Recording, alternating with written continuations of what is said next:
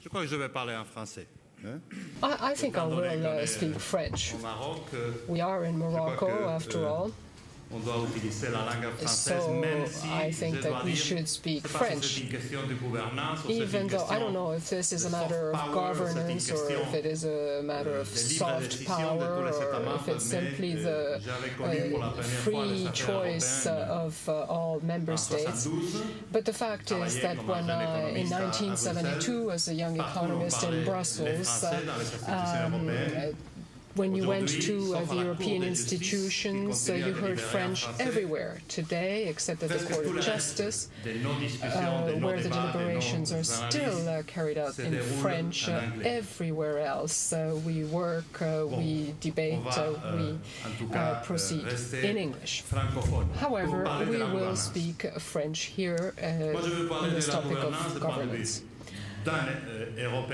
I will give you the perspective of a European, member of the European Commission for the last 6.5 years now, and I will tell you how I have seen governance evolve in the world and in Europe since the economic crisis. So I will discuss mostly economic governance and continue the most interesting debate we had this morning. But obviously, the crisis has given a new dynamism to the debate on governance. Jean-Claude Trichet has given us a number of details at lunchtime on the decisions made regarding economic governance in the Eurozone and for Europe in general.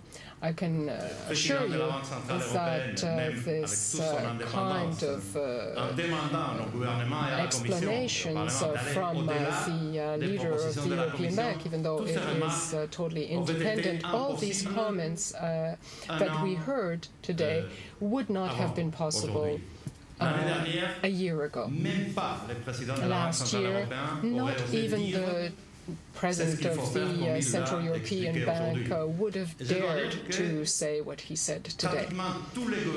And I must say that the vast majority of the European Parliament, the whole of the Commission, are convinced that we must accelerate the adoption of instruments for the governance of our single currency, that we need to strengthen the instruments to improve fiscal discipline and to have sustainable discipline in the private and public sector in Europe, that we must coordinate our economic policies if we want to avoid the lack of competitivity and so on. This is a new consensus, and we have new instruments that are being developed in Europe and implemented very, very quickly and in a very ambitious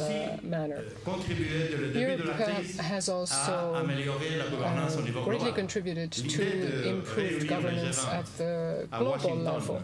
The idea of organizing the G20 in Washington about 4 to 6 weeks after Lehman Brothers, that was a European idea initially. It was an idea from President Sarkozy, who was then ensuring the 6-month presidency of the European Union, and by Manuel Barroso.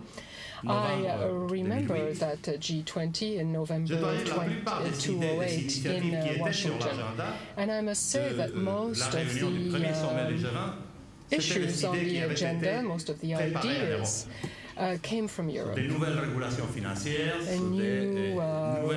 financial regulations, new supervisory instruments to strengthen stability, to face the impact of the crisis on the financial system, to coordinate fiscal policies. But even in that area where governance was accelerated due to the crisis, even though there is still a lot to do. We were told yesterday to say things clearly, not to be hypocritical.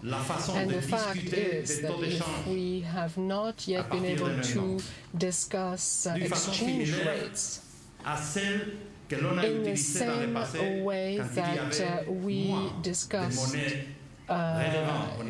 them in the past when there were less important currencies, fewer important currencies at the global level, if we cannot find a reasonable way to have that discourse, I think we can be assured that we will have serious difficulty, a currency war, as someone said a few days ago, or a serious protectionism on the part of those countries, those regions who will need to raise barriers in order to protect themselves in view of the exchange rates practiced by other countries and regions. And that issue is far from resolved. Jean-Claude Trichet said, and I share that opinion, that we have a common diagnostic of global imbalances, where we have tremendous deficits on the one hand and important surpluses. And we have a diagnostic, we had a common diagnostic before the crisis. We have updated it. We have decided together to take measures in order to ensure that such imbalances should not lead us to a new crisis, maybe a different crisis, but not necessarily less harsh than the one that we are still living through now. And we still haven't found the forum where this diagnostic can be discussed and what the remedies might be. And from my experience, I can tell you that emerging countries must be more aware, have a greater awareness of their role as actors. The European Union certainly has responsibility, but so do emerging economies. If they feel that being at the G20 gives them the opportunity to participate in the final communiqué, that they feel that they can there express their position, however, that they should not have the same responsibility as everyone else to apply those and to implement those decisions, then we will have no solution at the G20, and we will have to turn towards other institutions.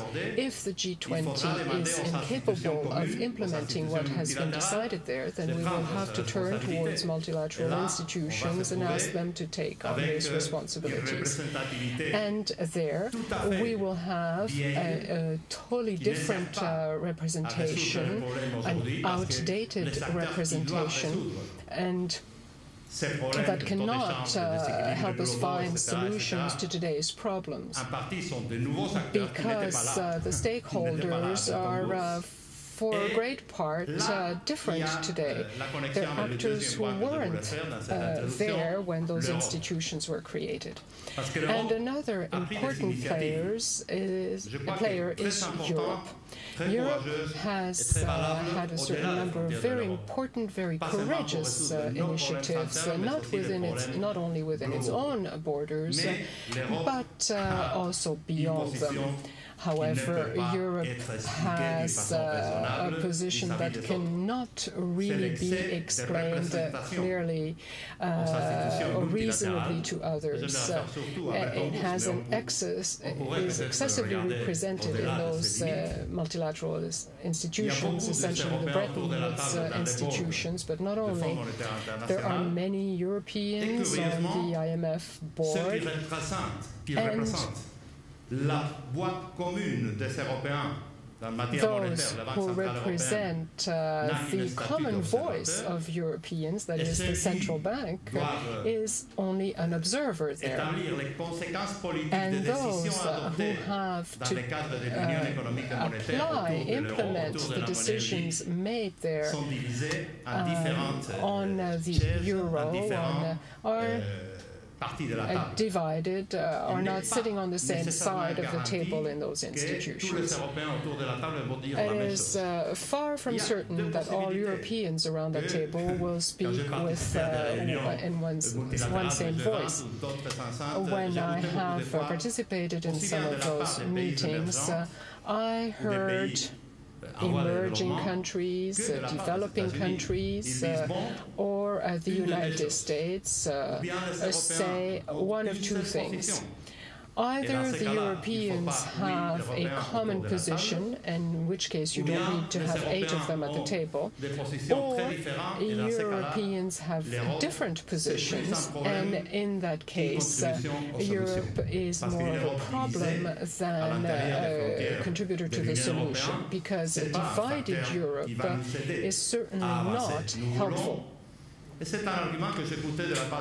I've heard Americans say this, the Chinese say this, and other members of the G20 as well, calling to Europeans to unite. Now, what is the difficulty for European countries? There are differences, there are specificities, there are different priorities amongst the member states, of course. But on the core issues, the ones that must be resolved in order for us to face the most difficult challenges of today, those due to the crisis, but the others as well, preceding the crisis, climate changes, multilateral trade negotiations, use of commodities and raw materials, and so on. Either Europeans will present a united front, or Europe will be much less relevant than Europeans would wish it to be. Okay, I conclude.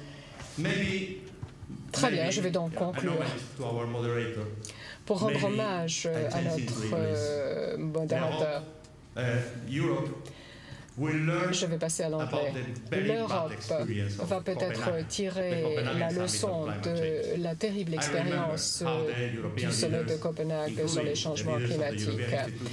Les leaders européens sont rentrés à Bruxelles après ce sommet. Je n'oublierai jamais dans quel état ils étaient. J'espère qu'ils n'oublieront jamais la leçon.